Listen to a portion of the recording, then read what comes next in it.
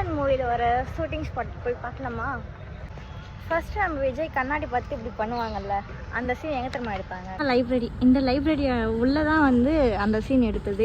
வந்து மேலே நடப்பாங்க, என்னில் ஒரு சடுகுடு சடுகுடு காலை மாலை நடக்க உச்சந்தலை நடுவினில் அவள் ஒரு வேதாளம் போல ராஜ்யம் தொடங்குகிற அந்த இடங்கிற ஷூட்டிங் இறங்கியத்தில் ஹிம்சை ராஜ்யம் தொடங்குகிறார். மறைவினில் இருந்தவள் ஃபர்ஸ்ட் சீன் இங்கே தான் வந்து எடுத்துருக்காங்கன்னு நினைக்கிறேன், எனக்கு தெரிஞ்சு.